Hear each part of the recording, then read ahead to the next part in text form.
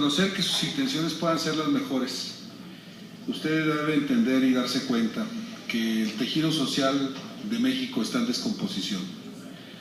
Nosotros lo percibimos, por lo menos en la zona norte, donde creemos somos o éramos zona privilegiada, y encontramos ahí un alto índice de adicciones. Encontramos ahí, por ejemplo, un 20% de desocupación de vivienda.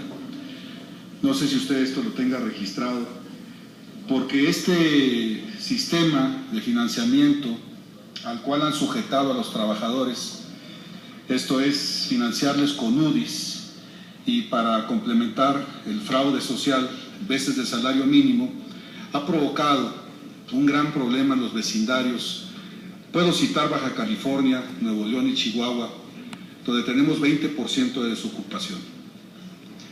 Quisiera preguntarle si usted, por ejemplo, en materia de vivienda, ha contemplado que esto es algo exitoso cuando 2 de cada 10 adquirientes de vivienda tienen que abandonarla, no tanto porque no estén conformes con las calidades constructivas, que son deplorables. Son viviendas que a los 3-4 años registran vicios mayores que obligan inclusive a demolerlas. Vamos a hablar simple y sencillamente de la cuestión del financiamiento. ¿Cómo es posible que nosotros queramos que un trabajador que poco entiende de lo que es una unidad de inversión o lo que es una vez de salario mínimo aplicado a un cobro hipotecario subsista en una vivienda y viva con decoro? Si le damos una vivienda de 45 metros cuadrados, le damos una calidad constructiva terrible, fraudulenta, y además lo condenamos a 2 hipotecas. Una en UDIs que se está actualizando constantemente, diariamente, de acuerdo con la lectura de la unidad, y la otra en veces de salario mínimo, que todos sabemos se actualiza anualmente, más el riguroso 9% de interés. Quisiera preguntarle concretamente si tiene algún plan, algún proyecto para aliviar a los miles de trabajadores que están condenados a abandonar sus viviendas, simple y sencillamente, si se le puede llamar vivienda, algo de 45 metros cuadrados, totalmente alejado de los centros productivos. Si hay algún plan para aliviar a estos miles de trabajadores que, como le digo, repuntan en 20% las tasas de desocupación de vivienda de Chihuahua, Nuevo León y mi estado, Baja California. Gracias, senador. Para dar respuesta se concede el uso de la palabra al licenciado Heriberto Félix Guerra. Sí, con mucho gusto, senador Marco Antonio. Usted hablaba de que el tejido social está en descomposición. Y es una aseveración correcta. Fíjense que estamos trabajando precisamente en la reconstrucción, donde lo hubo algún día, porque hay muchos lugares donde no lo hubo. Si tomamos, por ejemplo, Camino Verde, en Baja California, en Tijuana, no hubo tejido social. Simple y sencillamente ahí jamás se gestó. Los vecinos ni siquiera se conocían. Fíjense que si nosotros tomamos, por ejemplo, alguien me preguntaba qué es el tejido, tomamos 2 hilos sueltos, no son más que 2 hilos sueltos, pero si los tejemos, los entrelazamos, forman un suéter, un cobijo, una estructura. Lo que pasa con el tejido social, donde nunca lo hubo, es que, por ejemplo, en Tijuana llegaron muchas invasiones, muchas de ellas naturales, y hay que decirlo, muchas de ellas provocadas. ¿Y qué provocaron en Tijuana? ¿Pero qué provocaron las 56 conurbaciones? Soy senador del país. Una gran extensión territorial que heredamos de la posguerra, de aquel modelo de Estados Unidos, donde se dijo que todo el mundo tendríamos automóvil, todo el mundo tendría casa propia, unifamiliar, en fin. Abandonamos el modelo vertical y tomamos a Estados Unidos.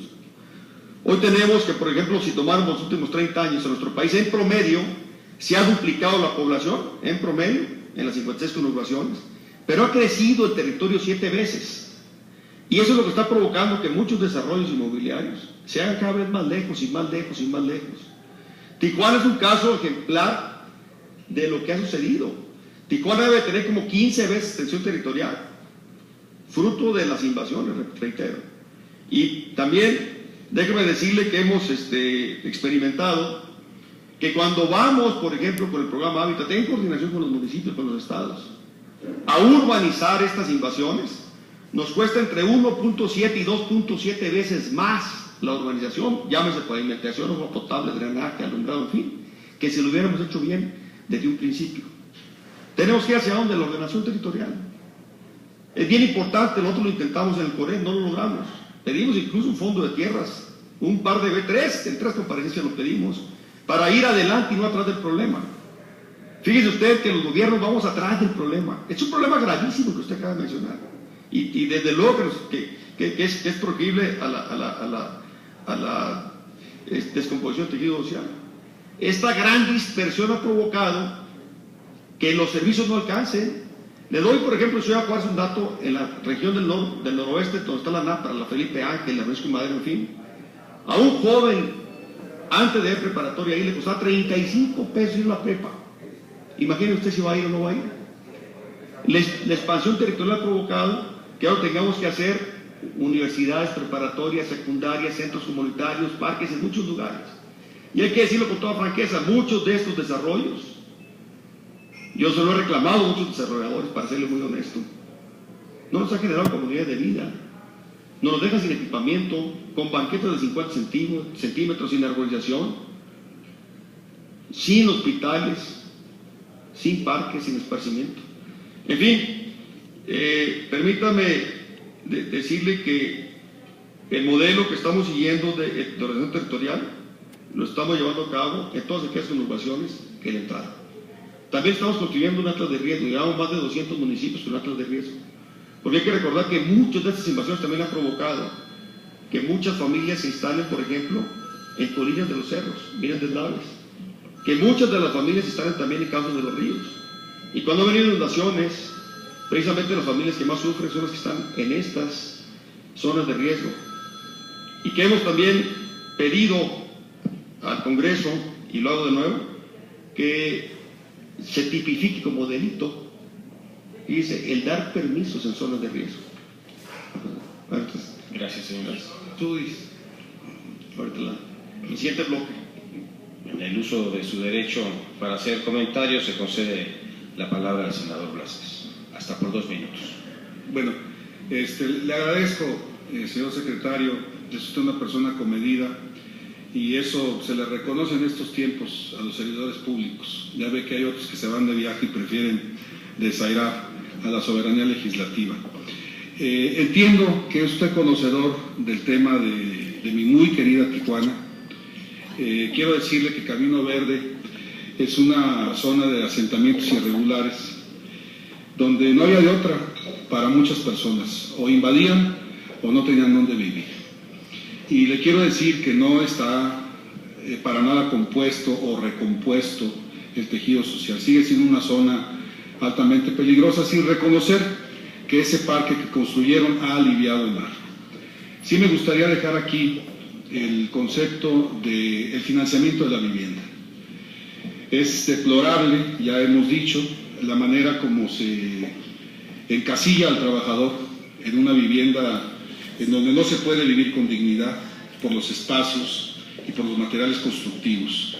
Pero a los que nos tocó andar por la tierra en nuestras comunidades, recibimos precisamente las manifestaciones del pueblo sobre los sistemas con que se financia la vivienda. Si nosotros no damos una tregua a los trabajadores, si no creamos un módulo, una unidad que permita que esos créditos vayan a moneda nacional y se cobren en rigor moneda nacional más el interés correspondiente, vamos a generar un problema mayor. Esos confinamientos, no le puedo llamar desarrollos, se convierten en centros de crimen cuando la persona que no puede pagar la vivienda la ha de abandonar y en lugar de esa familia llegan los vándalos a hacer lo propio. Qué lástima que se van, pero ojalá que los que vengan, los que vienen ya, tengan oídos. Muchas gracias. Gracias, señor senador. Para formular su pregunta se concede el uso de la palabra al senador Francisco Zavala.